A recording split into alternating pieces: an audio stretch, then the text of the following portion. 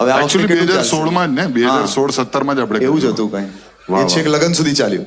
હવે આજે જોઈએ કેટલા વર્ષો ક્યાં જાય છે. દર્શન માટે એક વખત જોરદાર તાળીઓ. The voice. Thank you. જોરદાર યાર. દર્શન બોલે ને તો આમ મજા આવી જાય. દર્શનના લગ્નને અનફોર્ચ્યુનેટલી હવે 1 વર્ષ થઈ ગયા છે અરે બાપ અને બહુ બધા લોકોના દિલ તૂટી ગયા છે એના કારણે.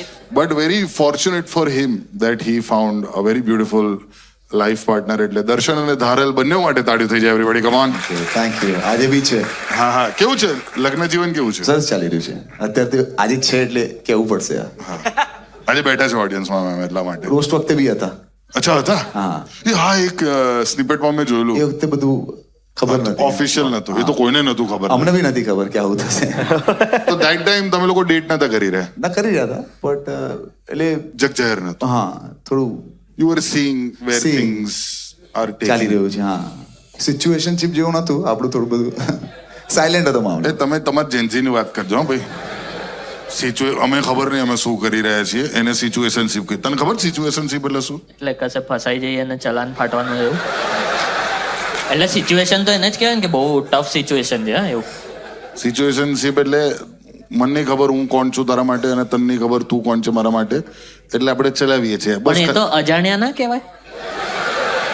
ના પણ આપણને એકબીજાની કંપની ગમે છે પણ ખબર નહીં સંબંધ શું છે. તો ગાડા પણ કહી શકાય.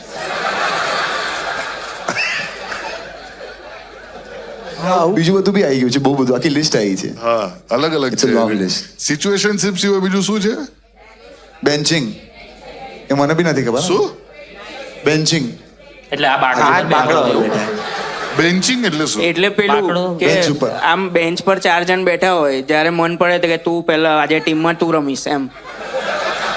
આજે સ્ટાર્ટિંગ 11 માં તમે છો, ચલો એવું. ભાઈ આ કેટલું બીભત્સ સાઉન્ડ કરે છે. એવું જ છે પણ ના ના બેન્ચિંગ એને ના કહેવાય. બેન્ચિંગ એટલે એવું હશે ને કે હમણાં થોડુંક આપણે પોઝ લઈએ, તું બેઠો રહે. ના પણ પછી રમે બીજા જોડે, તકલીફ નહીં પડે. આપણને કે તું કાચું લીંબુ બેહી જાય, દાન કોઈ બીજા નો આવે. આ બધું ક્યારે આવ્યું લા? અને અમને કોઈ કહેતું કેમ નહીં? આવા બધા ગીતો બનાવવા જોઈએ નહીં દર્શન? બેન્ચિંગ અને સિચ્યુએશનશિપ અને બધું. ઘોસ્ટિંગ. બેન્ચિંગ બોલવામાં જ ગાઢ જેવું લાગે છે. કોઈ કેમ એના પર ગીત બનાવે? Have you ever been in these situations? ના મેં કીધું આપણું બહુ સિમ્પલ હતું. ગમે છે એટલે ફાઇનલ, ખતમ વાત. એટલે ઇટ્સ યોર સ્કૂલ ટાઈમ? ના સ્કૂલ ટાઈમ નહીં, કોલેજ. સ્કૂલ ટાઈમ ના અંદર we were in the same tuition, but એવું કઈ હતું નહીં.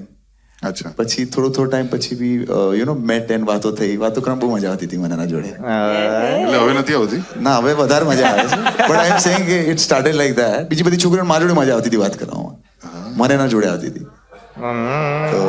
આ તો તમારો મ્યુઝિક વિડીયો થઈ ગયો લા. હા સારો મ્યુઝિક વિડીયો પણ બન્યો. આ બહુ બધા મ્યુઝિક વિડીયો મને તો આવું બધું જ છે મ્યુઝિક વિડીયોમાં. એકચ્યુઅલી મને દર્શન એક વસ્તુ બહુ ગમે છે. તમારા મ્યુઝિક ડિરેક્ટરને મારે, એટલે જે મ્યુઝિક વિડીયોના ડિરેક્ટર છે એમને મારે હાયર કરવા છે, કારણ કે તમારા મ્યુઝિક વિડીયો એકથી એક અવ્વલ નંબરના હોય છે, જોરદાર હોય છે.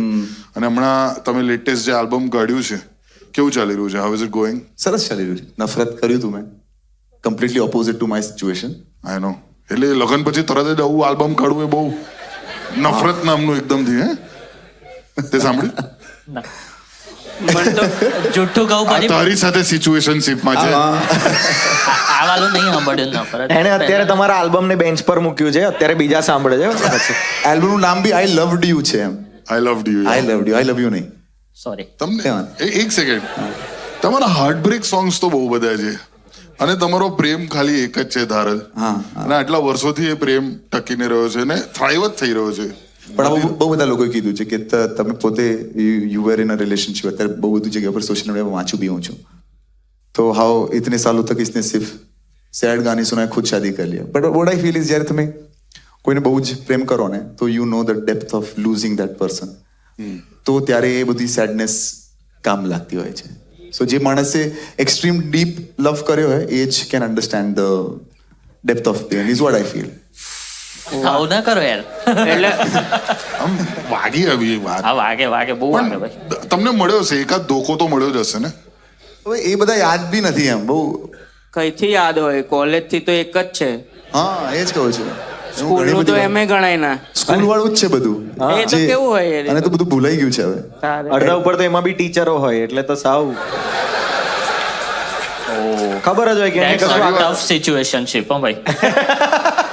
દર્શનભાઈ હવે તમે આટલા વિશ્વ વિખ્યાત છો અને આટલા બધા અદ્ભુત ગીતો બનાવ્યા છે તમે બોલિવૂડમાં બી આટલું બધું પ્લેબેક કર્યું છે તમારું ફેવરેટ પ્લેબેક સોંગ કયું આટલા બધા બોલિવૂડ સોંગ્સ કરે છે એમાંથી ફેવરેટ તો નથી ખબર બટ દેર ધીસ વેરી એક ગીત છે મારું જે મને એટલું નથી ગમતું બટ લોકોને બહુ ગમે છે it's a very different approach and whenever I tell somebody that I personally don't like this song તો શોક થઈ જતા હોય છે લોકો એ છે મહેરમાં હે હા નહીં ગમતું હા, એ મને એટલું બધું નથી ગમતું કારણ કે બહુ જ આમ યુ નો બહુ જ એફર્ટ પડ્યો હતો મને I was doing back to back shows ચાલી રહ્યા હતા એમાં પ્રીતમદાએ મને બોલાવ્યો અને પછી 8 કે 9 કલાક સુધી ગવડાવ્યું હતું મને જેમાં એફર્ટ પડ્યું અને લોકોને ગમે એ તો વધારે ગમવું જોઈએ પણ મને personally I just don't like it એનું કોઈ કારણ વધારે deep એટલે તમને એફર્ટલેસ ગીતો હમણાં એક ગીત આપણે ગાઈ લઈએ એ વધારે ગમશે નહીં ના એવું જરૂર નથી પણ એ ગીતના અંદર એવું છે કે ખબર નહીં એ ગીતની એવી કે મને આમ આઈ જસ્ટ ડોન્ટ ઓ આ પેલા સ્ટુડન્ટ છે 99 ઉપર રડવું આવે ને એક માર કઈ ગયો યાર પ્રીતમ સર 99 ઉપર રડવા. પણ અમારું તો ફેવરેટ છોગાડા છે ભાઈ જોઈ લો એટલે એ તો અમને બહુ જ ગમે છે છોગાડા તો- એ તમારું સૌથી પોપ્યુલર સોંગ કહેવાય જે બોલિવૂડ માટે ગાયું છે હા યા ચોગડા અને કમરિયા બંને સાથે સાથે રિલીઝ બી હા થયા બંને આસપાસ આગળ પાછળ હતા. જ release થતા. હા એ બન્યા બી સાથે સાથે હતા અચ્છા એવું હા છે. એટલે એક જણને કીધું કે હું આ લઉં છું બીજો કે હું આ લઉં છું ઓકે ઓકે લઈ જતા રહો એટલું સરસ ગીત હતું મને જેકી ભગનાની બી ગમી ગયેલો એટલું એકાદ ચાલે. છે કે ભાઈબંધ છે યાર અચ્છા એવું છે એ બહુ સારો માણસ છે એમ.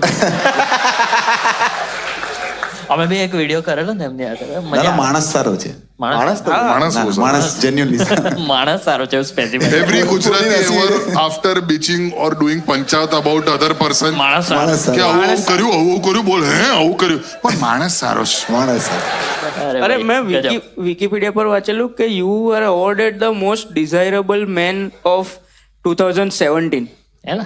પછી શું થયું હા મને એ લોજિક નહીં ખબર અને પડતી બહુ ઓકવર્ડ લાગે છે મને અને? અત્યારે બી ક્યાંક જઈએ ને તો પહેલા ઇન્ટ્રોડક્શન આપે most desirable man of 2017 Oh એટલે my. ઓલરેડી પાસ્ટમાં ચાલી રહ્યું છે અત્યારની ચર્ચા થાય તો વધારે મજા પડે પછી હા, કે કે હા એટલે એ લોજિક જ નથી ને એનું કે 18 માં કેમ નહીં હવે એ તો મારે બી હા એટલે કોઈની બી વાત કરું કે હવે મનનભાઈ છે કે most desirable man of 2024 for પછી 25 માં ના મળે કેમ તો કે 10 રૂપિયા મળે એવું થોડી હોય ડિઝાયરેબલ હોય તો ડિઝાયરેબલ જ રહે ને એકવાર ડિઝાયરેબલ થઈ ગયા વોટ તો ઇઝ થઈ ધેટ ગયા લોજિક ડિઝાયરેબલ સિન્સ 2017 એવું હોવું. હા એ વસ્તુ સાચી Yeah. એ અવોર્ડ હું આજે તમને આપી દઉં આપો છો હા, એકદમ આ આખામાં મનનભાઈ પર જોક મારવાની જરૂર હતી નહીં યાર. એ જોયું એની એણે ચાલ એની જોઈ? અંદરની ડિઝાયર બહાર કાઢી હા તું કેમ એને પાછું રીએટિરેટ કરી શું અરે ના પણ ચિરાયું એમ મનનભાઈ માણસ સારા છે માણસ સારા છે મેં યુ તમારી સેટ મી અપ બ્રો એનું પેલું જોની લીવર છે સર મેં તો આપી કી તરફ હું. એવો છે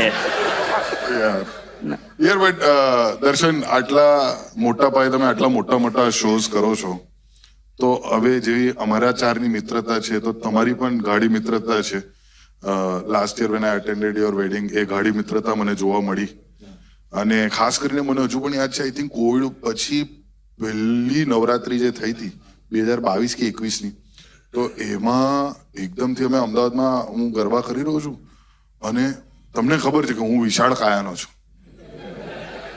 પાછળથી મને કોઈ ભેટીને મને રીતસરનો ઉચકી લીધો અને એ પણ હજારોની સંખ્યામાં ત્યાં ભીડ હતી કારણ કે નવરાત્રી 2 વર્ષ પછી થઈ હતી અને એ માણસ આટલી ભીડમાં માસ્ક પહેરીને આ નવરાત્રી કરવા આજની તારીખમાં પણ અમદાવાદમાં જાય છે કોઈને ખબર નહીં પડતી તો I still remember I was surprise to see you after such a long time કારણ કે રોસ્ટ પછી શું છે થોડુંક અમારું ડિસ્ટન્સ વધી ગયેલું આ જરૂરી બી હતું પણ પછી દેન વી રીકનેક્ટેડ અને મેં મિત્રતા જોઈ તમારી એ રોસ્ટમાં એક વસ્તુ મારા પર કહેવાય હતી અમને I don't know if you remember મારા જે ફરી ના કહેજો બીજા 10 વર્ષ ચાલશે એટલા માટે બટ યુ ટોલ્ડ મી કે દાઢી આવી ચર્ચાથી દાઢીવાળી શર્લી સેઠિયા હા એવો રોસ્ટ હતો કે દર્શન ઇઝ દાઢીવાળી શર્લી સેઠ બહુ ઓફેન્સિવ હતું હવે બંને માટે, મારે અને શર્લી બંને માટે હતું. But then I tell you what, I did a song with Shirley. અને જ્યારે ઘરે આવી તો મેં એને ખરેખર 5-7 મિનિટ સુધી ખાલી જોઈ છે કે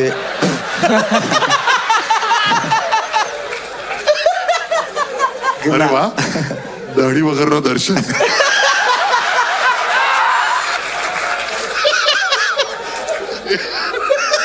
તો મને એ દિવસ યાદ આવ્યો હતો. બટ કમિંગ બેક ટુ મને એન્ડ ધારલ and all my friends really love Navratri. બહુ જ ગમે છે અમને. અને એના પહેલા કોવિડ પહેલા જવાનું બંધ કરી દીધું હતું મેં નવરાત્રીમાં, કારણ કે લોકો હેરાન બહુ કરવા માંડ્યા હતા.